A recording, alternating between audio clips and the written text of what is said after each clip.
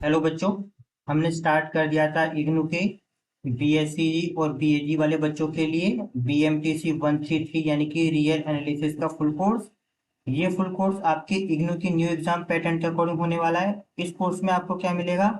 आपकी जो इग्नू की बुक होती है, इग्नू की साइड से आपको जो बुक मिलती है उस बुक की कंप्लीट थ्योरी, सभी एग्जाम्पल और सभी एक्सरसाइज के क्वेश्चन करवाए जाएंगे। इसके साथ ही सभी लेक्चर्स के आपको वीडियो और पीडीएफ नोट्स मिलेंगे। लेक्चर के साथ साथ आपको प्रैक्टिस क्वेश्चन और इम्पोर्टेंट क्वेश्चन करवाए जाएंगे। इसके अलावा जो आपका लेटेस्ट असाइनमेंट होता है और जो आपके प्रीवियस के क्वेश्चन पेपर होते हैं उनका भी वीडियो सॉल्यूशन करवाएंगे। वीडियो सॉल्यूशन से क्या मतलब है? इसका मतलब है आपको जो असाइनमेंट है और जो आपके क्वेश्चन पेपर हैं उनकी भी बाकायदा क्लास होगी। ऐसा नहीं है कि असाइनमेंट और क्वेश्चन पेपर के क्वेश्चन को आपको सॉल्व करके नोट्स बना के दे देंगे, ऐसा नहीं है। असाइनमेंट और क्वेश्चन पेपर दोनों की बाकायदा क्लास होने वाली है।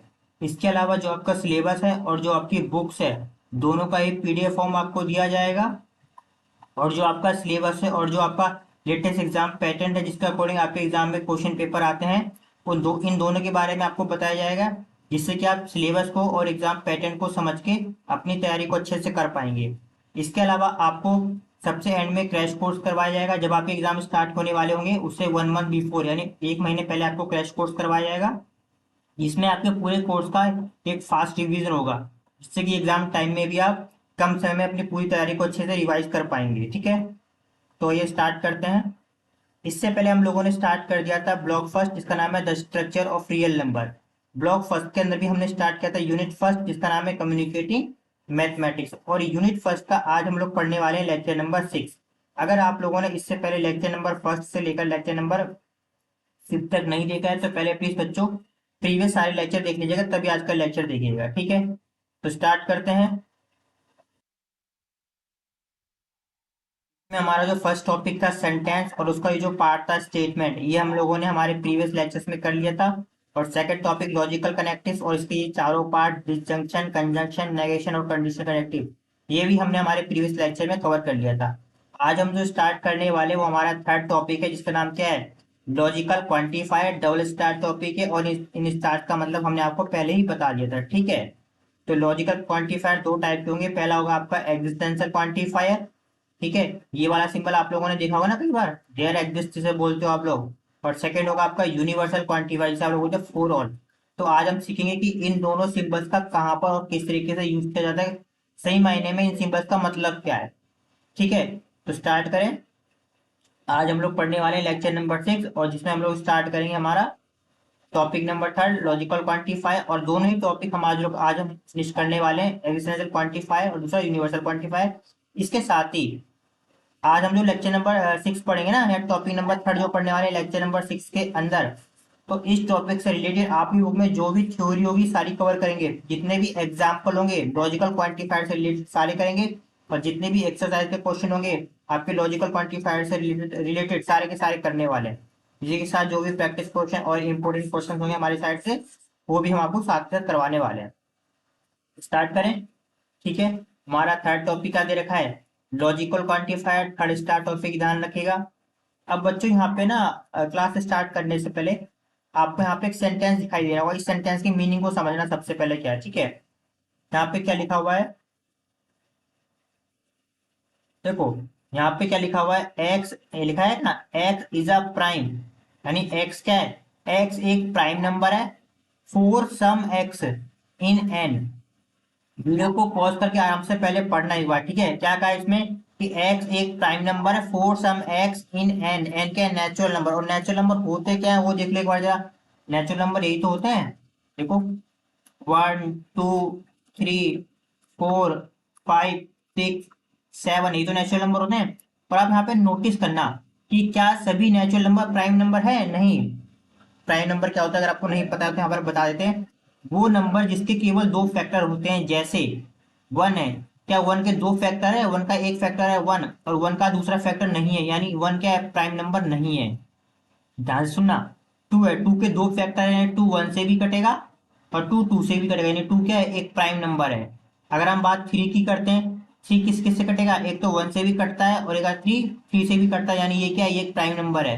अगर हम बात फोर की करते हैं, फोर किस किस से कटता है? वन से कटेगा टू से कटेगा और आपका ये किससे कटेगा, फोर से भी कटेगा, यानी ये प्राइम नंबर नहीं है।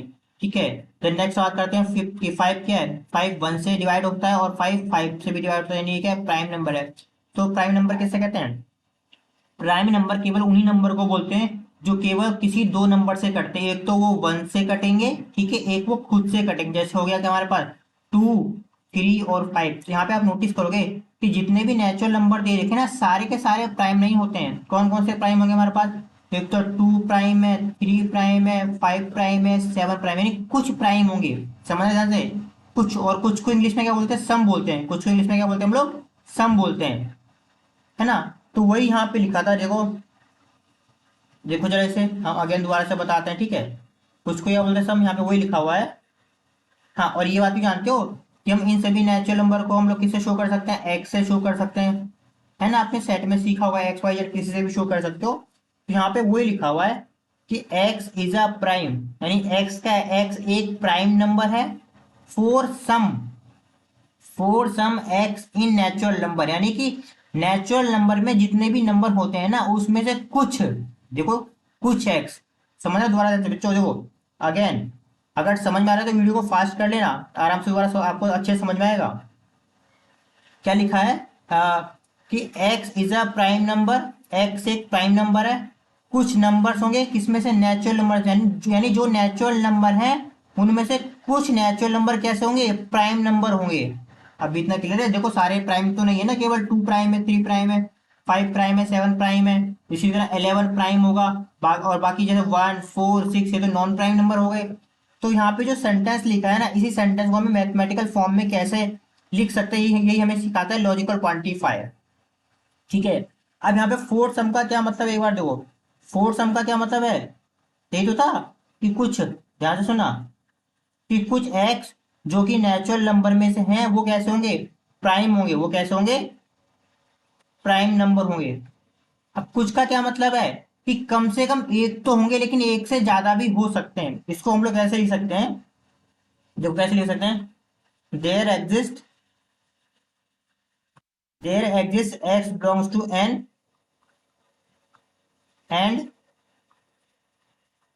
x is a prime number।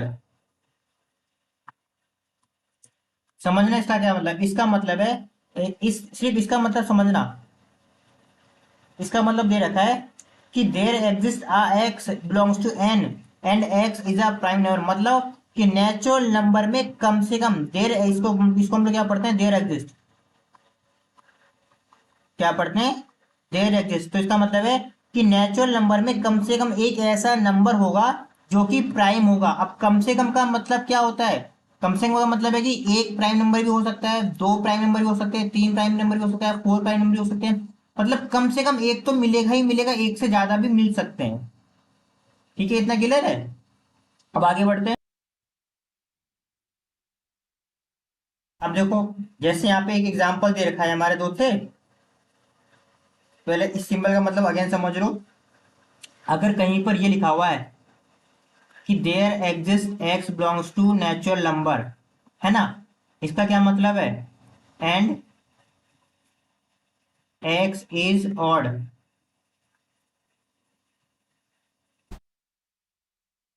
अब आप इस नंबर को जरा अच्छे से समझ लो, पहले इस सेंटेंस को, देयर एग्जिस्ट एक्स, पहले एन का मतलब क्या होता है, नेचुरल नंबर यही तो होते हैं, one two three four five.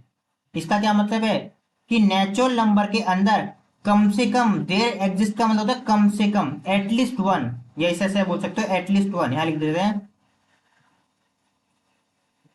At least one, मतलब कि नेचुरल नंबर में कम से कम एक ऐसा नंबर एग्जिस्ट करेगा जो कि क्या होगा, ऑड नंबर होगा। ऑड नंबर क्या होता है, वन भी ऑड नंबर है, थ्री भी ऑड नंबर है, फाइव भी ऑड नंबर है, मतलब कम से कम एक तो होगा, एक से ज्यादा भी मिल सकते हैं, बिल्कुल पॉसिबिलिटी है। इसी का धीरे जिसका मतलब है क्या, कम से कम एक होगा और एक से ज्यादा भी पॉसिबल है। जैसे आप एक सेंटेंस लिखा होगा, वीडियो को पॉज कर देखना, क्या लिखा है इस सेंटेंस में, ये देखो आराम से, कि देयर इज एटलीस्ट वन, देखो there is at least one child studying in class fifth in India.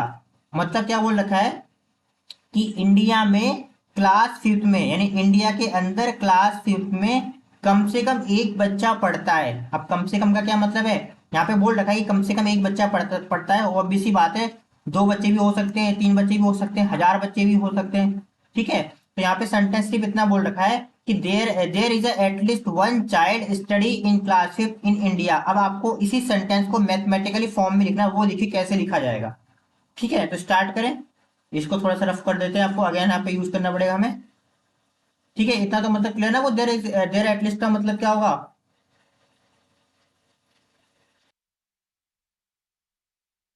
अब देखो, जैसे यहाँ पे ये जो सेंटेंस लिखा है ना, सबसे पहले हम इस सेंटेंस को सिंबल में कन्वर्ट करते हैं। ठीक है, यहाँ पे इसका क्या मतलब है, पहले यहाँ पे देखो, देर एग्जिस्ट का मतलब है एटलीस्ट वन, एटलीस्ट वन, या फिर हम इसे पढ़ सकते हैं देर एग्जिस्ट,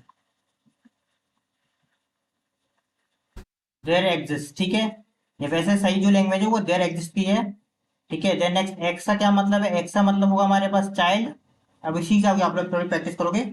और पी ऑफ एक्स का क्या मतलब है, x is study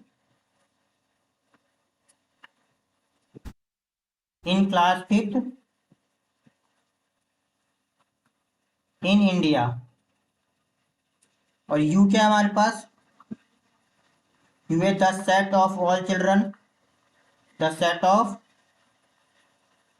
all children. अब आपको इसे मैथमेटिकल फॉर्म में लिखना है। इतना तो आप लोग इतना तो आप लोग समझ गए ना, कि कम से कम एक बच्चा है जो क्लास फिफ्थ में पढ़ता है पूरे इंडिया में। तो इसका मैथमेटिकल फॉर्म सिंपल सा ये होगा, देखो, कि there exist X in U. ठीक है, there exist X in U P of X. अब इसका क्या मतलब है, देखो, यू मतलब क्या है, the set of all children, you क्या है, the set of all children, x क्या है, एक एक चाइल्ड है। देयर एग्जिस्ट का क्या मतलब है, कम से कम एक, तो ये लिखा है कि पूरे इंडिया के बच्चों में से कम से कम एक बच्चा ऐसा होगा जो स्टडी कर रहा है पी ऑफ एक्स में। और पी ऑफ एक्स क्या है, x is a study in the class fifth in India. अभी क्लियर ना आपको, दोबारा से एक बार देख लो अच्छे से। इसका मतलब वही तो लिखा हुआ है, देखो क्या लिखा है, कि देयर एग्जिस्ट एक्स मतलब कम से कम एक ऐसा बच्चा होगा, यू मतलब the set of all children सभी बच्चों में से, पी ऑफ एक्स मतलब x is a study in the class fifth in India. अभी इतना क्लियर है। नेक्स्ट देख लो, इसका एग्जाम्पल नंबर टू देख लो। एग्जाम्पल नंबर टू में क्या लिखा हुआ है यहाँ पे देखो। ठीक है, इससे करें, इससे पहले हाँ बच्चों एक बात और बताना, ये स्टेटमेंट कैसा है, ये ट्रू है या फॉल्स है, ये ट्रू स्टेटमेंट है। क्यों, क्योंकि आप जानते हो इंडिया में राइट टू एजुकेशन है, इंडिया में कम से कम एक बच्चा तो हमारे फिफ्थ क्लास में होगा ही होगा, यानी एक से ज्यादा ही बच्चे हैं, लेकिन ये ट्रू स्टेटमेंट है। ठीक है, कि कम से कम एक बच्चा इंडिया में फिफ्थ क्लास में पढ़ता ही होगा। सेकंड ये वाला देख लो, इस स्टेटमेंट में क्या कहा है, देखो ध्यान सुनना, कि there exist x belongs to R, मतलब क्या है, कि कम से कम एक ऐसा एक्स एग्जिस्ट करता है रियल नंबर के अंदर, सच दैट कैसा होगा, कि अगर हम उस एक्स को प्लस वन करें तो वो जीरो से ग्रेटर आएगा। ऑब्वियस सी बात है, ऐसे तो बहुत सारे नंबर हो जाएंगे, है ना। देखो करके, यहाँ पे क्या दे रखा है इसे, इसमें ये बोल रखा है कि there exist x belongs to R, मतलब कि कम से कम एक ऐसा नंबर एक्स होगा रियल नंबर के अंदर, जो कि कैसा होगा, कि एक्स प्लस वन करो और वो जीरो से ग्रेटर आ जाए। तो बच्चों ऑब्वियस ही बात है, अगर आप एक्स की वैल्यू, ठीक है, अगर आप मान लो एक्स की वैल्यू वन पुट करते हो, तो ऑब्वियस ही बात है, आप पुट करके देखो x plus one greater than zero, क्या ये आता है, one plus one greater than zero. Obvious ही बात है, टू ये कितना होगा, टू ग्रेटर देन जीरो। अगर आप एक्स की वैल्यू टू पुट कर दो, कितना हमारे पास इसका आंसर आएगा, कि एक्स प्लस वन, अगेन इसमें पुट करो, कितना हमारे पास दे रखा है यहाँ पे, two plus one greater than zero, तो ये कितना हो गया हमारे पास, ये थ्री ग्रेटर देन जीरो। आप ऐसे नोटिस करोगे ऐसे कि बहुत सारे नंबर हो गए, यानी ये क्या है, ये ट्रू स्टेटमेंट है, क्या है, कि there exist x belongs to R, मतलब कम से कम एक ऐसा एक्स होगा जो रियल नंबर के अंदर होगा, सच दैट कि एक्स प्लस वन करेंगे तो वो क्या होगा, जीरो से ग्रेटर आएगा। अभी आपको सिंपल यूज करने का मतलब समझ में आ रहा होगा। अब ये थर्ड वाला देखो, एग्जाम्पल नंबर थर्ड क्या बोल रखा है, कि देयर एग्जिस्ट एक्स, देयर सुना, there exist x belongs to natural number, मतलब कि कम से कम एक ऐसा नेचुरल नंबर होगा, कम से कम एक ऐसा एक्स होगा नेचुरल नंबर के अंदर जो इस इक्वेशन को सेटिस्फाई करता होगा। करके देखें, चलो यहाँ पे लिख लेते हैं ये नंबर, क्या लिखा है, कि there exist x belongs to n such that x minus half equal to में 0। मतलब ये बोल रखा है कि कम से कम एक ऐसा x नेचुरल नंबर के अंदर आपको मिल जाएगा जिसको अगर हम इसमें पुट करते हैं लेफ्ट हैंड साइड में तो आपका आंसर राइट हैंड साइड 0 आ जाएगा। अब आप मुझे खुद सोच के बताना बच्चों कि x की ऐसी क्या वैल्यू पुट करें जिसका आंसर आपका क्या आ जाए, यहाँ पुट करने पे 0 आ जाए। लेकिन x कैसा होना चाहिए, नेचुरल नंबर के अंदर से होना चाहिए। और नेचुरल नंबर होते क्या एक्चुअली में, 1 2 3 यही तो होते हैं। यानी आपको ऐसा कोई भी नेचुरल नंबर नहीं मिलेगा, ऐसा कोई भी नेचुरल नंबर नहीं मिलेगा जिसको इसमें पुट करने पे आपका आंसर कैसा आ जाए, ट्रू आ जाए, यानी 0 आ जाए। यानी ये क्या है, फॉल्स स्टेटमेंट है। आप भी जानते हो ये 0 कब आएगा, जब हम एक्स की वैल्यू क्या पुट करेंगे, हाफ पुट करेंगे, और हाफ तो नेचुरल नंबर के अंदर बिलोंग करता ही नहीं है। इसका मतलब ये क्या है, ये फॉल्स स्टेटमेंट है। अभी ठीक है, नेक्स्ट देखो। नेक्स्ट हमारे पास क्या दे रखा है, यूनिवर्सल क्वांटिफायर। अब यहाँ पे देखना यूनिवर्सल क्वांटिफायर क्या दे रखा है, यहाँ पे फॉर ऑल। इसका मतलब आप लोगों ने सिंबल पढ़ा है ये, यहाँ कर देते हैं। इस सिंबल को हम लोग क्या बोलते हैं, फॉर ऑल। ठीक है, एक सेकेंड बच्चों।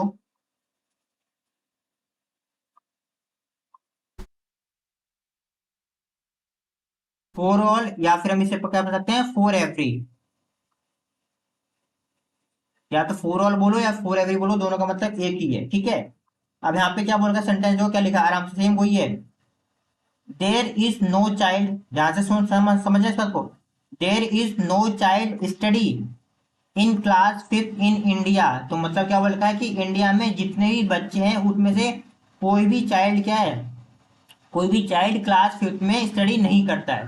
ठीक है, तो यहाँ पे जो भी सेंटेंस लिखा है सबसे पहले हम इस सेंटेंस को सिंबल की फॉर्म में लिखेंगे, फिर इसको मैथमेटिकल फॉर्म में लिखने की कोशिश करेंगे। ठीक है, कोशिश क्या करेंगे, करके दिखाएंगे भी आपको। ठीक है, सबसे पहला हमारे पास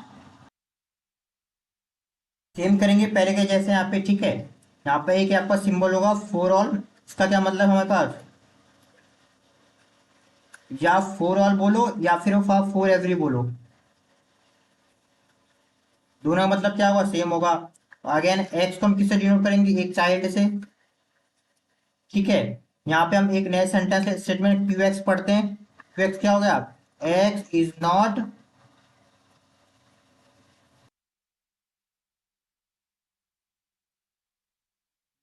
in study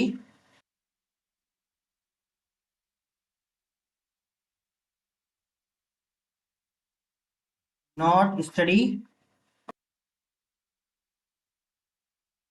in class fifth in India. और यू हमारे पास क्या दे रखा है, यू दे रखा है हमारे पास the set of all children. अब समझ रहे इसमें क्या कहा है, इस सेंटेंस में सिर्फ इतना सा बोला है कि इंडिया में, देखो अगेन रिपीट कर देते हैं, कि इंडिया के अंदर क्लास फिफ्थ में कोई भी बच्चा स्टडी नहीं करता है। यानी इंडिया में जितने भी सारे बच्चे हैं, सारे के सारे बच्चों में से कोई भी क्लास फिफ्थ में स्टडी नहीं करता है। तो हम लोग इसे देखो मैथमेटिकल फॉर्म में किस तरह लिखेंगे, देखो for all x belongs to U. अभी आपको इतना समझ में आ रहा होगा इसका क्या मतलब है। यू मतलब क्या है, सारे के सारे बच्चे, है ना। यू का मतलब क्या है, the set of all children in India. यहाँ पे क्या लिखा है, फॉर ऑल एक्स। एक्स क्या है, अरे देखो ना, एक्स का एक्स चिल्ड्रन है ना, चाइल्ड है। For all x belongs to U, यानी सारे के सारे बच्चे जो इंडिया के हैं वो कैसे हैं, वो क्यू ऑफ एक्स हैं।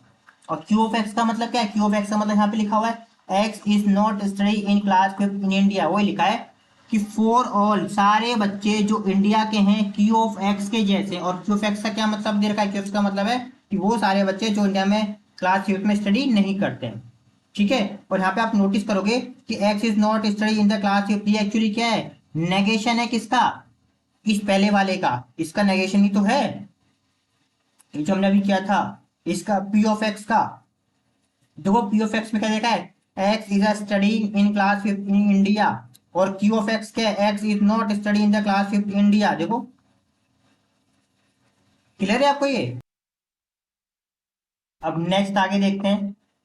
एक एग्जाम्पल नंबर 2 में क्या लिखा हुआ है, देखो जरा आराम से। क्या लिखा है? For all x does not belongs to N x square greater than x which is read as for every x which is not a natural number और सच दैट इस तरीके से दे रखा है। अब इसका क्या मतलब है वो देख लो, अभी आपको समझा देते हैं इसका मतलब।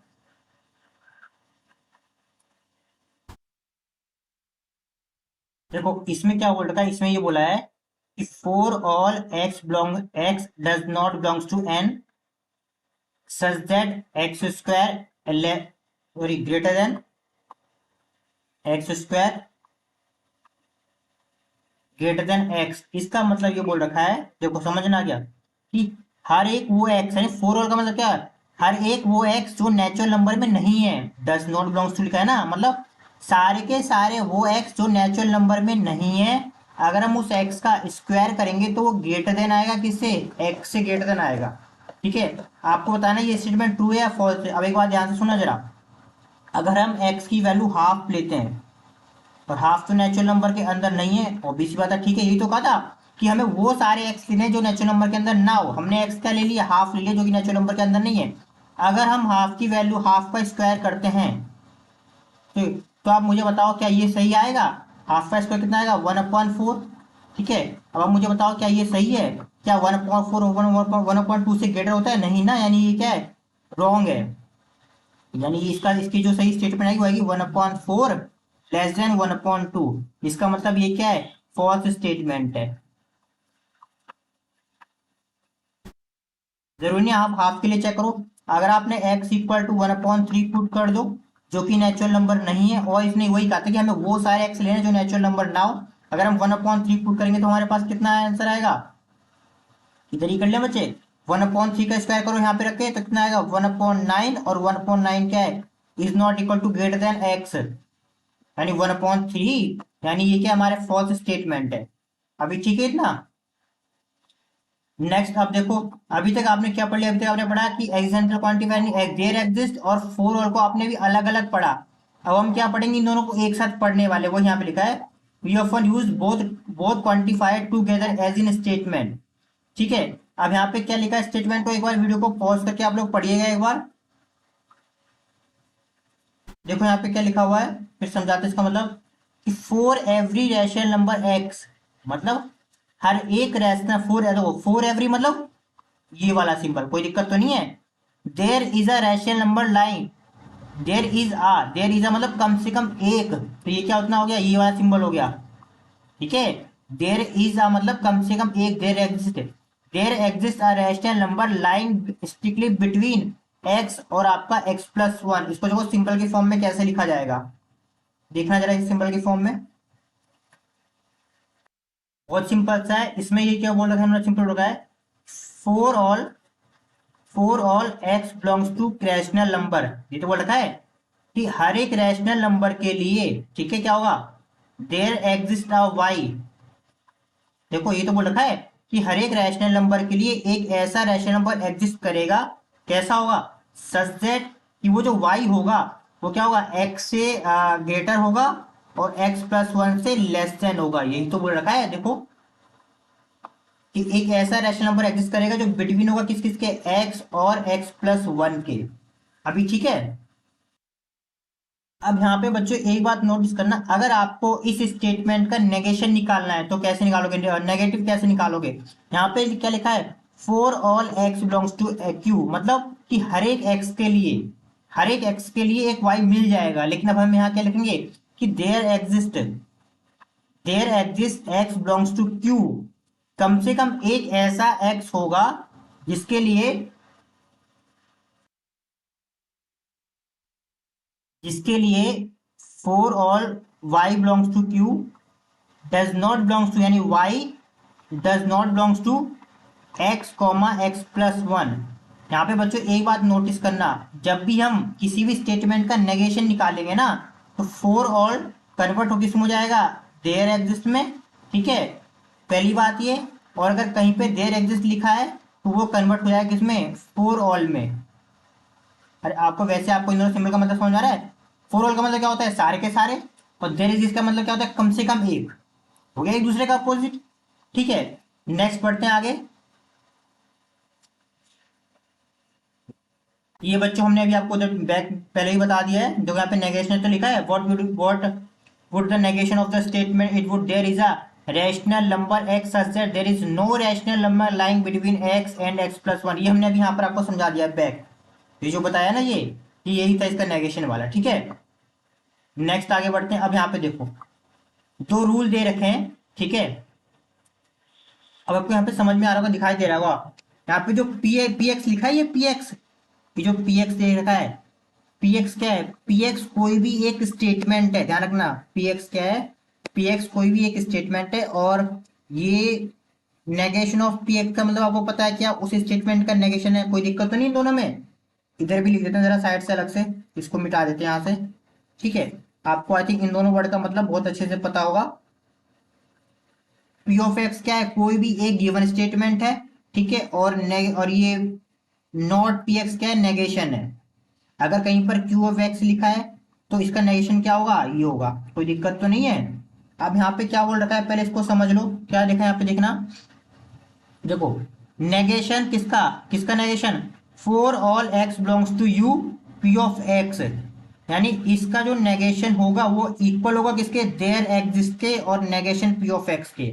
हमने आपको फिर से पहले ही कहा था कि फॉर ऑल किस में कन्वर्ट हो जाएगा, देयर एग्जिस्ट में कन्वर्ट हो जाएगा। अगर हम देयर एग्जिस्ट के नेगेशन की बात करें, यहाँ पे देखो ये क्या लिखा है, देयर एग्जिस्ट का नेगेशन वो इक्विवेलेंट किसको होगा, for all x belongs to U के, यानी इसमें को देयर एग्जिस्ट किसमें कन्वर्ट हो गया, फॉर ऑल में कन्वर्ट हो गया। यहाँ पे एक बात ध्यान रखना, हम यहाँ अगेन दोबारा से लिख देते हैं, एग्जाम में क्वेश्चन आएगा, इसकी प्रैक्टिस हम करवाएंगे, ध्यान रखना, ठीक है। क्या लिखा है कि अगर हम देखा for all x belongs to U, ठीक है, और पी ऑफ एक्स कोई स्टेटमेंट दे रखी है, ये किसके इक्वल होगा, यानी इसका जो नेगेशन होगा वो इक्वल होगा किसके, there exist x belongs to U, ठीक है, और किसका नेगेशन हो जाएगा, जो भी स्टेटमेंट दी होगी ना उस स्टेटमेंट का नेगेटिव। अगर आपने पहले के सारे प्रीवियस लेक्चर देखे होंगे तो आपको इस नोट का मतलब समझ में आ रहा होगा। ये तो फॉर ऑल की बात थी। अगर कहीं पर ये लिखा हुआ है कि there exist x belongs to U, there exist x belongs to U और पी ऑफ एक्स, अगर आपको देयर एग्जिस्ट का नेगेशन निकालना है वो किसके इक्वल होगा, वो होगा हमारे पास for all x belongs to U, और हमारे पास क्या होगा, नेगेशन ऑफ हमारे पास पी ऑफ एक्स, ठीक है। अब जब हम इनके और क्वेश्चन की प्रैक्टिस करेंगे उसमें भी हम इनके बहुत सारे एग्जाम्पल देख लेंगे। और ये पूरे का पूरा स्टेटमेंट इक्वल कब होगा, हमने आपको पहले ही बताया था। इस तरह की स्टेटमेंट अगर इसकी लेफ्ट हैंड साइड की वैल्यू और राइट हैंड साइड की वैल्यू इक्वल आती है, मान लो अगर लेफ्ट हैंड साइड स्टेटमेंट का आंसर कितना आपका आता है, ट्रू, और राइट हैंड साइड भी क्या हमारा आंसर आता है, ट्रू, तब ये ओवरऑल कैसा हो जाएगा, ट्रू स्टेटमेंट हो जाएगा। हमने इसके एग्जाम्पल पहले करवा चुके हैं, ठीक है। उसी तरीके से सेकंड वाला भी, अगर लेफ्ट हैंड साइड का आंसर आपका ट्रू आता है, ठीक है, तो राइट हैंड साइड वाले भी क्या आना चाहिए, ट्रू आना चाहिए। तब हम क्या बोलेंगे कि ओवरऑल ये सेंटेंस कैसा है, स्टेटमेंट कैसा है, ट्रू होगा। या तो लेफ्ट हैंड साइड हमारी कैसे आ जाए, फॉल्स आ जाए, और राइट हैंड साइड भी कैसे आ जाए, तब भी हम क्या बोलेंगे, ये क्या है, ट्रू स्टेटमेंट है। ट्रू स्टेटमेंट का मतलब होता है कि दोनों साइड आपस में इक्वल आनी चाहिए यहाँ पे, ठीक है। अब आगे बढ़े, यहाँ पे एक और देख लो नोट करके, एक आपको लिख रहा होगा कि there is one and only one. इसका मतलब क्या है, वन एंड ओनली वन, इसका सिंबल क्या हमारे पास ये दे रखा है, देर एग्जिस्ट, और साथ में ये अभी तक अपने ये तब पढ़ा था ना आपने, इसका मतलब क्या था, देर एग्जिस्ट, देर एग्जिस्ट, और इसका क्या मतलब है, इसका मतलब ये हमारे पास one and only one, one and only one, यानी केवल और केवल एक ही। समझ इसका इसका मतलब है एक या एक से ज्यादा हो सकते हैं। इसका मतलब है कम से कम एक तो होगा ही होगा, एक से ज्यादा पॉसिबिलिटी होने की, ठीक है। लेकिन इसका क्या मतलब, इसका मतलब है केवल और केवल एक ही वैल्यू होगी, एक ही पॉसिबल वैल्यू होगी, ठीक है। इसका एग्जाम्पल समझाए, देखो इसका एग्जाम्पल देख लो। हम आपसे एक क्वेश्चन पूछ रहे हो, यहाँ पे लिखा हुआ है, ठीक है। मान लो अपने हमने तीन, एक डॉट ये रहा, एक डॉट ये रहा, और एक डॉट ये रहा, ठीक है। यहाँ पे तीन डॉट दे रखे हैं। अब आप खुद से वीडियो को पॉज करना, अपनी कॉपी पे ड्रॉ करना। अब आपको एक ऐसा सर्कल ड्रॉ करना है जो इन तीनों पॉइंट से पास होके जाए। तो आप कुछ ऐसे तो ड्रॉ कर दोगे, थोड़ा हमारा टेढ़ा बन गया लेकिन आप समझ जाओगे। यानी आपको एक ऐसा सर्कल ड्रॉ करना है जो इन तीनों पॉइंट से पास होकर जाए। अब आपके मन में हम यहाँ से क्वेश्चन पूछते हैं, ऐसे आप कितने सर्कल ड्रॉ कर सकते हो? ठीक है, how many, how many circle draw, यानी ऐसे कितने सर्कल ड्रॉ कर सकते हो जो इन तीनों पॉइंट से होकर जाए, यानी ये केवल केवल एक ही होगा। यानी आप केवल एक ऐसा ही सर्कल ड्रॉ कर सकते हो जो इन तीनों पॉइंट से पास होकर जाए। तो इसी को हम लोग क्या लिख सकते हैं, इसी को हम लोग शो कर सकते हैं कि there is one and only once के सिंबल से। देखो यहाँ पे क्या लिखा है, आराम से पढ़ना, कि there is a unique circle, यानी एक circle passes through three non non collinear point plane. ये हमने तीन पॉइंट बना दिए, एक पॉइंट एरा, एक पॉइंट एरा, एक पॉइंट एरा। नॉन नॉन कोलिनियर का मतलब क्या होता है? देखो अगर तीन पॉइंट ऐसे दे रखें एक ही लाइन में, उसे बोलते हैं लीनियर। अगर तीन पॉइंट एक लाइन में ना दिए हों उसे बोलते हैं नॉन कोलिनियर। ठीक है, वहीं यहीं पर वो लिखा है। अब हमें इसे सिंबल के फॉर्म में कैसे लिखना है?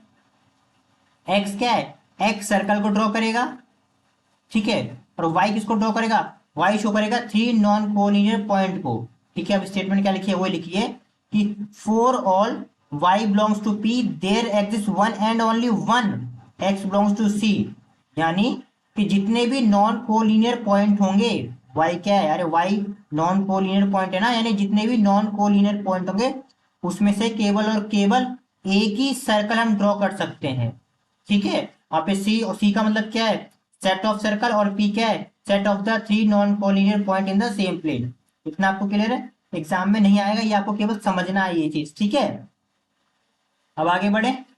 हाँ, अब बच्चों यहाँ पे देखना, ये हम लोगों ने कवर कर लिया है। हमने स्टेटमेंट पढ़ लिया, और पढ़ लिया, एंड पढ़ लिया, नॉट पढ़ लिया, ओनली इफ पढ़ लिया। ओनली इफ को हम दो सिंबल या तो आप ऐसे शो कर दो या तो ऐसे कर लो, दोनों का मतलब सेम होता है। हमने देयर एग्जिस्ट पढ़ लिया, हमने फॉर ऑल पढ़ लिया। ये बच्चों गलत मिसप्रिंट हो गया, ये उसका सिंबल ये आएगा, देयर एग्जिस्ट से आगे ये एक्सक्लेमेटरी का साइन, ये भी हमने पढ़ लिया। ठीक है, अब हम बात करते हैं आपकी जो बुक में एग्जाम्पल और एक्सरसाइज का क्वेश्चन है उनको सॉल्व करेंगे। ठीक है, आपकी जो इग्नू की बुक है उसमें जितने भी एग्जाम्पल और एक्सरसाइज के क्वेश्चन है उनको सॉल्व करने वाले हैं। सबसे पहले आप लोग बस अपने ये जितने भी टॉपिक है ना, तो यूनिट फर्स्ट के अंदर जितने भी टॉपिक दे रखे, स्टेटमेंट, और, and, not, only, there exist, for all, और देयर एग्जिस्ट वन, ठीक है, वन एंड ओनली वन, इसका रिवीजन जरूर कर लीजिएगा। उसके बाद ही अपने बुक के एग्जाम्पल और एक्सरसाइज के क्वेश्चन ट्राई कीजिएगा। तो स्टार्ट करते हैं आपका एग्जाम्पल नंबर 9। एग्जाम्पल 9 से पहले जितने भी एग्जाम्पल थे ना, एग्जाम्पल नंबर फर्स्ट से लेकर एग्जाम्पल नंबर 8 रखिए, सारे के सारे हमने प्रीवियस ईयर क्लास में कवर कर चुके हैं। ठीक है, तो यहाँ पे क्या लिखा हुआ है देखो, इस सेंटेंस को पढ़ लो एक बार, वीडियो को पॉज करके आप लोग पढ़ लीजिएगा। क्या लिखा एग्जाम्पल लाइन में, right the following statement and it's negation using logical quantifier, also interpret the negation in the word. मतलब यहाँ पे जो स्टेटमेंट लिखा हुआ है ना, ये जो स्टेटमेंट लिखा हुआ है, क्या लिखा है स्टेटमेंट में, कि given epsilon greater than zero there is a delta greater than zero such that, mod के अंदर लिखा हुआ x square minus one less than epsilon not whenever mod x minus one greater than delta. इसको हमें क्या लिखना है, logical quantifier का मतलब लॉजिकल क्वांटिफायर यूज करके लिखना है सिंबल के फॉर्म में, साथ में इसका हमें नेगेशन भी लिखना है। तो सबसे पहला काम क्या होगा, सबसे पहला काम होगा इस स्टेटमेंट को समझना। देखो यहाँ पे ध्यान रखना, हम क्या करने वाले हैं, सबसे पहले क्या करेंगे, इस स्टेटमेंट को समझेंगे। फर्स्ट पॉइंट में क्या करेंगे, अंडरस्टैंड करेंगे, समझेंगे। सेकंड हम क्या पढ़ेंगे, इसको लिखेंगे, सिंबल का यूज करके इसको हम लिखने वाले हैं। ठीक है, और थर्ड पॉइंट हम लोग क्या करेंगे, इसका नेगेशन करेंगे। नेगेशन भी तो बोला है कि आपको इसका नेगेशन भी पूछा है। ठीक है, स्टार्ट करें। तो सबसे पहले समझने की कोशिश करते हैं इस स्टेटमेंट को।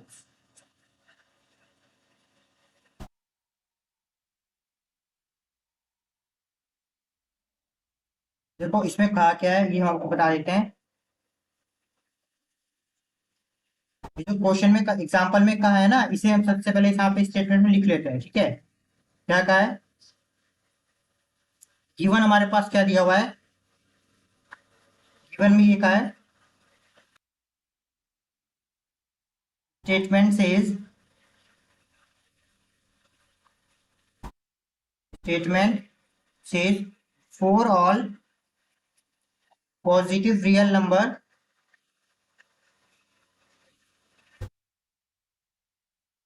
For all positive real number epsilon there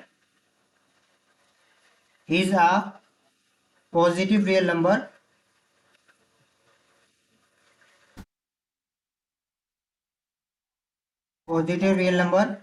delta for which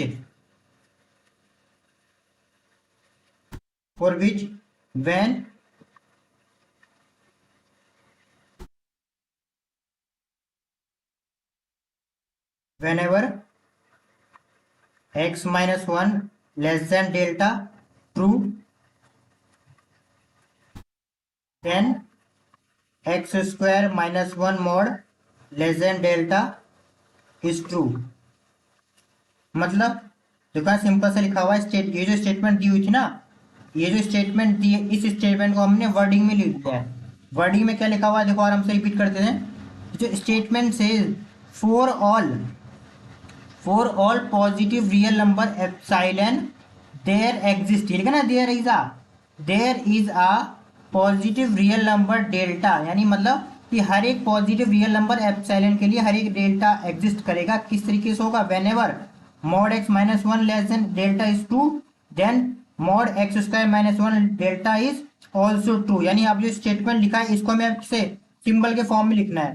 सबसे पहले लिखा है फॉर ऑल, तो लिखो for all epsilon greater than 0, ये तो लिखा है कि हर एक पॉजिटिव रियल नंबर के लिए। फिर क्या लिखा है कि there exist a real number delta greater than 0 such that, कैसा होगा? ऐसा होगा,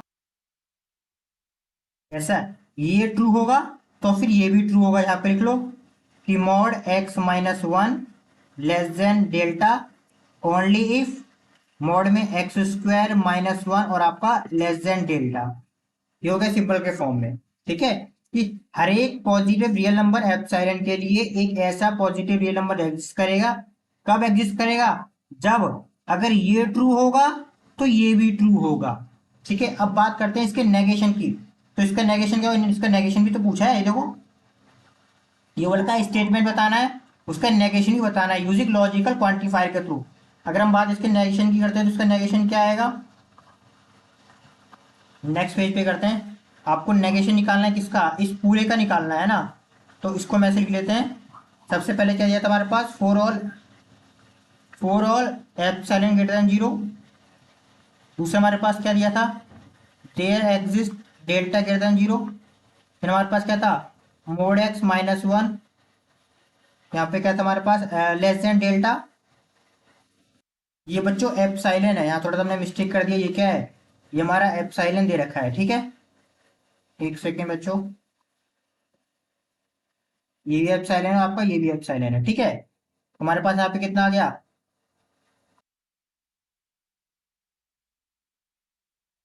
less than delta only if mod में एक्स स्क्वायर माइनस 1 और आपका लेस देन एप्सिलॉन।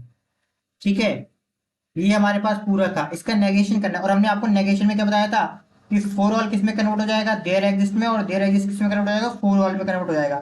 तो इसका नेगेशन सिंपल सा हो जाएगा, ये होता है हो जाएगा there exist epsilon greater than 0। ठीक है, फिर ये क्या हो जाएगा? For all delta greater than 0, और इसका नेगेशन क्या आ जाएगा आपका? इसका ये केवल नेगेशन का साइन लग जाएगा, negation of x minus mod में less than delta only if x square minus 1 और आपका लेस देन एप्सिलॉन नॉट, ये हो गया हमारा नेगेशन में। ठीक है बच्चों, इतना कर लोगे। अब हम आगे बढ़े। नेक्स्ट हम देखते हैं हमारा ई ट्वेल्व में क्या लिखा है? How would you represent the following statement and their negation using logic quantifier also interpret the negation of the word. मतलब यहाँ पे जो जितने भी सेंटेंस लिखे ना, स्टेटमेंट लिखी हुई है फर्स्ट सेकंड और थर्ड, हमें इन तीनों सेंटेंस को लॉजिकल क्वांटिफायर के थ्रू शो करना है, तो साथ में हमें उसका नेगेशन भी बताना है। ठीक है, स्टार्ट करें। पहला वाला हमारे पास क्या लिखा है? यहाँ पर हम लोग दो सेट लेंगे। ठीक है, पहला वाला सेट क्या है हमारे? पी। पी क्या है? Set of all human, set of all human. ठीक है, और सेट हमने ए लिए, सेट ए क्या है? Set of all full human यानी जो मूर्ख बनते हैं।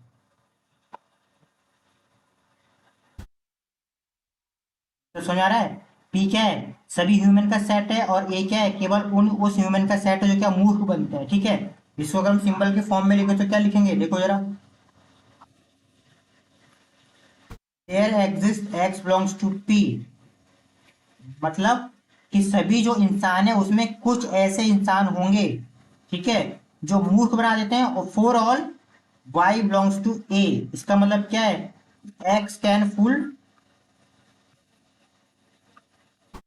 वाई, यानी यानी एक्स एक ऐसा पर्सन है, एक एक्स एक ऐसा ह्यूमन है जो मूर्ख बना सकता है किसको? वाई को। तो यहाँ पे वही लिखा है कि सभी इंसानों के अंदर कम से कम एक ऐसा इंसान होगा जो बाकी के और लोगों को मूर्ख बना सकता है। ठीक है, अगर हम बात इसके नेगेशन की करें तो इसका नेगेशन क्या हो जाएगा? बहुत सिंपल, इसका नेगेशन क्या होगा हमारे पास? Negation of given statement.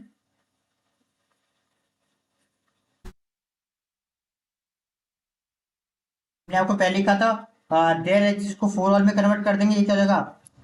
Four all x belongs to P, ये इसका नेगेशन हो जाएगा। ठीक है, there exist y belongs to A, इसका मतलब क्या? इसका मतलब है कि एक्स कैन नॉट वाई। मतलब यहां ऐसे लिख सकते हैं कि फोर ऑल, इसका मतलब फोर ऑल है ना, for all person there is a some human which cannot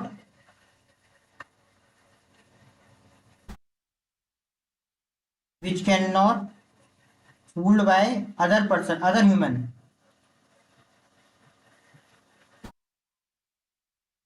मतलब क्या बोल रहे हैं यहाँ पे? बस मतलब ऐसे ही होगा कि जितने भी पर्सन है, ठीक है, फॉर ऑल पर्सन, जितने भी पर्सन है उसमें से कुछ पर्सन ऐसे होंगे जो मूर्ख नहीं बन सकते बाकी के दूसरे ह्यूमन के थ्रू। ठीक है, नेक्स्ट हम बात करते हैं सेकंड वाले की। सेकंड में हमारे पास क्या लिखा है कि every real number is a square of the some real number, यानी हर एक जो रियल नंबर है वो क्या है? स्क्वायर होगा कुछ रियल नंबर्स के। ठीक है, ये बहुत ही सिंपल है। देखो क्या होगा इस सेकंड वाले का सॉल्यूशन। क्या दिया हमारे पास कि for all x belongs to R, ये तो वो लिखा है कि हर एक रियल नंबर के लिए एक ऐसा रियल नंबर एग्जिस्ट करेगा। कैसा रियल नंबर एग्जिस्ट करेगा? उसके लिए स्टेटमेंट क्या दे रखी है कि एक्स इज इक्वल टू में वाई स्क्वायर, ये तो बोल रखा है कि हर एक रियल नंबर ऐसा होगा जिसके लिए एक वाई एग्जिस्ट करेगा, इसमें एक्स क्या होगा? इक्वल होगा वाई के स्क्वायर के। अगर इसके नेगेशन की बात करें तो इसका इसका नेगेशन क्या हो जाएगा? फोर ऑल किस में कन्वर्ट हो जाएगा? देयर एग्जिस्ट में, there exist x belongs to R. ठीक है, यहाँ पे क्या हो जाएगा? For all y belongs to R, और इज नॉट इक्वल टू बन जाए इसके। यहाँ पे सेंटेंस का नेगेशन ही तो आता था, याद करो जब हम नेगेशन करते थे तो ये क्या करते थे नेगेशन के टाइम कि फोर ऑल कन्वर्ट हो जाएगा देयर एग्जिस्ट में, देयर एग्जिस्ट कन्वर्ट होगा फोर ऑल में, और जो स्टेटमेंट लिखोगी उसका हम क्या कर देंगे? नेगेशन कर देंगे। तो एक्स इक्वल टू वाई का क्या हो जाएगा? X is not equal to y. ठीक है, अब नेक्स्ट बात करते हैं थर्ड वाले की। थर्ड हमारे पास क्या दे रखा है कि cos theta plus i sine theta की पावर n, जो n लिखा है, और इसका फॉर्मूला है cos sine theta plus i sine theta equal to where theta belongs to R n belongs to Z. अब इसको हमें करना है लॉजिकल क्वांटिफायर का यूज करके शो करना है, साथ में इसका नेगेशन भी बताना है। करें स्टार्ट? करते हैं इसके स्टार्ट। बहुत ही सिंपल सा और बहुत ही इजी है। क्या दे रखा हमारे पास यहाँ पे कि for all theta belongs to R और for all n belongs to Z, दोनों दे रखा है कि हर एक थीटा जो रियल नंबर के अंदर, हर एक नेचुरल नंबर जो इंटीजर के अंदर है, उसके लिए क्या होगा? उसके लिए हमारे पास कॉस थीटा प्लस में आई साइन थीटा की पावर एन, वो इक्वल होगी किसके? कॉस एन थीटा प्लस में आई साइन एन थीटा के। बस इतना से लिखना था। इसका नेगेशन बनाना तो फोर ऑल क्या हो जाएगा? देयर एग्जिस्ट, फोर ऑल का मतलब क्या? सारे के सारे, देयर एग्जिस्ट मतलब कम से कम एक। ठीक है, देयर एग्जिस्ट एक थीटा दे रखा है बिलोंग्स टू आर, ये भी क्या हो जाएगा? There exist n belongs to R Z. यहाँ पे क्या होगा? Is not equal to zero बन जाएगा, कॉस थीटा प्लस में आई साइन थीटा की power n is not equal to में, और आपका क्या हो जाएगा कॉस एन थीटा प्लस में आई साइन एन थीटा। बोलो क्लियर है, बस इतना सही करना था और कुछ नहीं करना था, ठीक है। नेक्स्ट आगे बढ़ते हैं। अब आपकी क्वेश्चन लिखा है E13 किस पे डिपेंड करेंगे, जो आपने पढ़ा इफ एंड ओनली पढ़ा था आपने, ये वाला ये पढ़ा था ना, इसके ऊपर बेस करेंगे। तो पहला वाला क्या बोल रहा था हमारे पास, देखो फर्स्ट वाला, तो हम लोग सोल्व करते हैं सबसे पहले E13 का फर्स्ट वाला, ठीक है। फर्स्ट में क्या कहा है, देखो आराम से दिखेगा। फर्स्ट में क्या कहा है कि for all x belongs to R, पर x कैसा है ग्रेटर देन और equal to zero, there exist one and only one y belongs to R such that, कैसा है हमारे पास इधर लिख लो, such that y equal to में x। अब यहां पे क्या बोल रखा है देखो, चेक कर लेते हैं, ठीक है।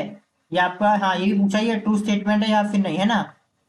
अब क्या बोल रखा है कि हर एक रियल नंबर के लिए, देखो लिखा है ना फॉर ऑल का मतलब क्या है, for all x belongs to R, मतलब हर एक रियल नंबर के लिए, और वो x कैसा है greater than equal to zero है, हर एक रियल नंबर के लिए केवल और केवल, ये है ना इफ एंड ओनली, केवल और केवल एक ऐसा y मिलेगा जो कि इसके जैसा दिखाई देगा, यानी वाई स्क्वायर इक्वल टू में x। अगर हम इसको थोड़ा सही से करके लिखे तो इसका मतलब हो गया y इक्वल टू में रूट एक्स। करें इसे, देखो चलो स्टार्ट करते हैं। मान लीजिए अगर आपने x पुट किया, क्या पुट किया कि x की वैल्यू आपने जीरो पुट की, ठीक है।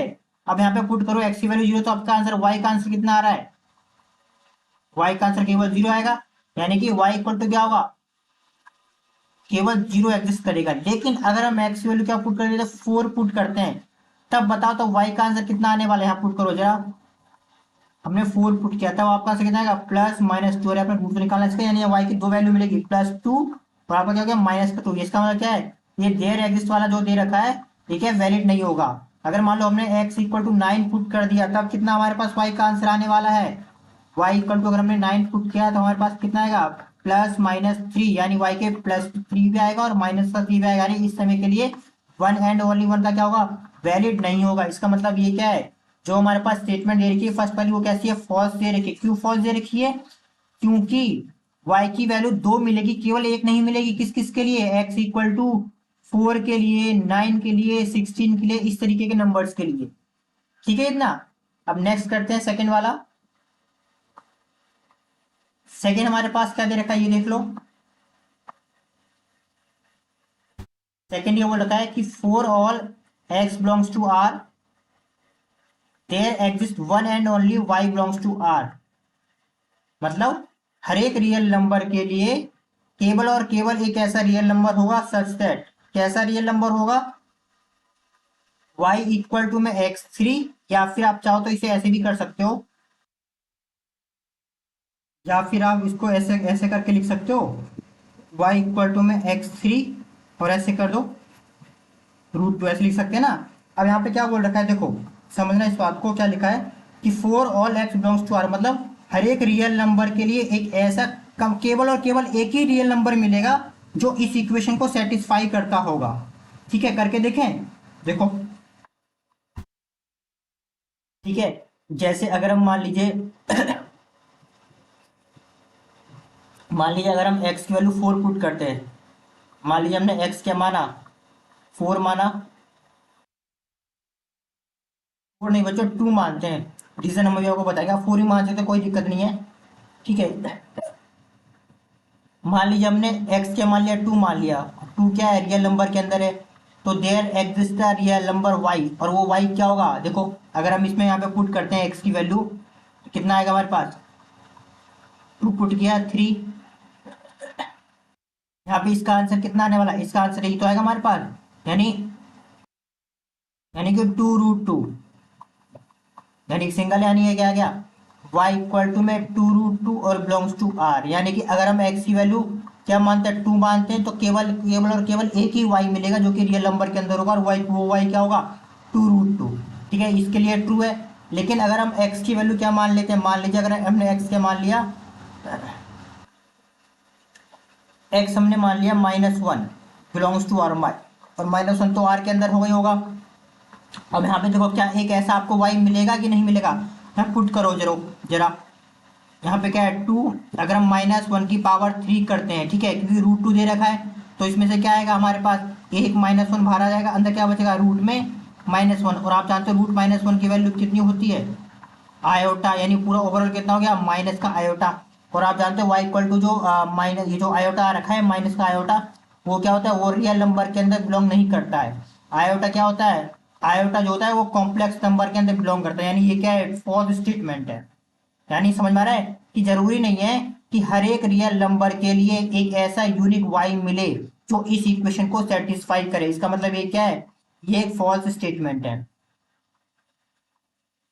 ये कैसी स्टेटमेंट है, फॉल्स स्टेटमेंट है। अब बात हम थर्ड क्वेश्चन की करते हैं। थर्ड देख लो, थर्ड हमारे पास क्या दे रखा है, यहाँ अलग से लिख लेते हैं। थर्ड क्या दे रखा है, there exist x belongs to r, one and only one y belongs to r। कैसा होगा, such that x, y equal to में 0।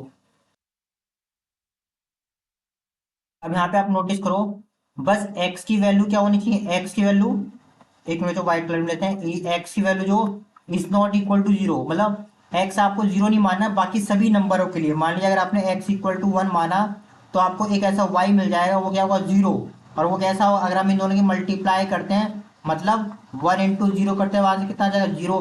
तो x की वैल्यू क्या पुट कर लो, मान लो 2 पुट कर लो, तब भी आपको एक y मिल जाएगा 0, जो क्या होगा, अगर हम यहाँ पे इसकी मल्टीप्लाई करो यानी 2 इंटू 0, तभी आपका कितना आंसर आ जाएगा, 0 आ जाएगा। यानी आप x इक्वल टू 0 को छोड़ के कोई सा भी एक ऐसा x एज्यूम कर लो, उसके कंपेयर में आपको एक ऐसा y यानी y इक्वल टू 0 मिल जाएगा, जिसमें उन दोनों की मल्टीप्लाई करोगे आपका आंसर कितना आ जाएगा, 0 आ जाएगा। यानी इसका मतलब ये क्या है, ये एक ट्रू स्टेटमेंट है। ये क्या है, ट्रू स्टेटमेंट है, ठीक है। अब थर्ड के फोर्थ फोर्थ वाले क्वेश्चन की बात करते हैं। फोर्थ क्या दे रखा है, देखो देखो इसमें इन्होंने क्या बोल रखा है, इसमें इन्होंने बोल रखा है कि नेगेशन दे रखा है किसका, there exist x belongs to c, और one and only one y belongs to c, such that x plus y equal to में 0। मतलब क्या बोल रखा है, यहाँ पे देखो कि फोर, और यहाँ लिखा है देयर एग्जिस्ट, यहाँ पे नेगेशन है, पहले इसका नेगेशन बना लेते हैं। तो नेगेशन में क्या होता है कि देयर एग्जिस्ट किस में कन्वर्ट हो जाता है, फोर ऑल में कन्वर्ट हो जाता है ना। तो यानी ये क्या बन जाएगा हमारे पास, ये for all x belongs to c, there exist one and only one y belongs to c, such that x plus y equal to में 0। अगर हम इसको सॉल्व करें तो यहाँ पे क्या आएगा, x plus y equal to 0, यानी y की जो वैल्यू आएगी वो क्या आएगी, माइनस में x आएगी। और बेसी बात है कि आ जाएगा for all x belongs to C. अगर हम x की कोई सी वैल्यू ले लेते हैं, मान लीजिए अगर हमने x की वैल्यू क्या मान ली 2, और 2 क्या होता है, 2 एक कॉम्प्लेक्स नंबर होता है, तो इसके कंपेयर में आपको एक y मिल जाएगा, और y क्या होगा, माइनस का 2, जो क्या होगा कॉम्प्लेक्स नंबर के अंदर ही होगा। अगर आपने मान लीजिए x की वैल्यू क्या पुट कर ली, मान लीजिए आपने 4 पुट कर ली, जो कि क्या होता है कॉम्प्लेक्स नंबर होता है, तो इसके कंपेरिजन में एक आपका क्या मिल जाएगा, y मिल जाएगा, जो क्या होगा -4, वो भी क्या होगा कॉम्प्लेक्स नंबर के अंदर होगा। इसका मतलब क्या है, इसका मतलब ये दे रखा है कि हर एक कॉम्प्लेक्स नंबर के लिए एक ऐसा यूनिक कॉम्प्लेक्स नंबर मिलेगा जो इस इक्वेशन को सेटिस्फाई करेगा। देखो जैसे x इक्वल टू 2 के लिए हमारा y इक्वल टू -2 एक कॉम्प्लेक्स नंबर मिल गया, जो इन दोनों को ऐड करने पे कितना आंसर आएगा, 0 आएगा। सेम इसी तरीके से x इक्वल टू 4, यानी x equal to 4 complex number के लिए y इक्वल टू -4 एक कॉम्प्लेक्स नंबर मिल जाएगा। जब इन दोनों का सम करेंगे तो आंसर कितना आएगा, 0 आएगा। क्लियर है, इसका मतलब ये हमारे पास क्या दे रखा है, हमारे पास ये, ठीक है। तो नेगेशन में क्या बोल रखा था, इसके लिए एक यूनिक नंबर नहीं मिलेगा, जबकि यूनिक नंबर ऐसा मिल जाएगा। इसका मतलब ये क्या है, ये हमारा फॉल्स स्टेटमेंट है, ठीक है। इसमें से एक भी क्वेश्चन आपके एग्जाम में नहीं आने वाला, केवल समझाने के लिए था, ठीक है बच्चों। तो हमने यहाँ पर हमारा यूनिट फर्स्ट कंप्लीट हो जाता है, जिसका नाम क्या है, कम्युनिकेटिंग मैथमेटिक्स।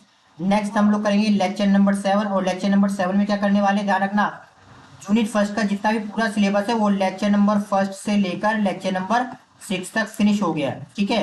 अब नेक्स्ट लेक्चर नंबर 7 में हम लोग क्या करने वाले हैं, यहाँ से ध्यान देना, नेक्स्ट लेक्चर नंबर 7 में हम लोग करेंगे हमारा जो यूनिट फर्स्ट है कम्युनिकेटिंग मैथमेटिक्स। तो यूनिट फर्स्ट में से आपके जो प्रीवियस के जो क्वेश्चन पेपर थे ना दिसंबर 2021 का, दिसंबर 2021 से पहले आपका कोई भी क्वेश्चन कोई भी एग्जाम नहीं हुआ है, ठीक है, बीएमटीसी 133 के लिए, ठीक है। तो दिसंबर 2021 का जो आपका प्रीवियस का क्वेश्चन पेपर है उसके अंदर यूनिट फर्स्ट में से जो भी क्वेश्चन आए होंगे उनका सॉल्यूशन हम लोग करेंगे नेक्स्ट लेक्चर नंबर 7 के अंदर, ठीक है। तो मिलते हैं नेक्स्ट लेक्चर नंबर 7 में।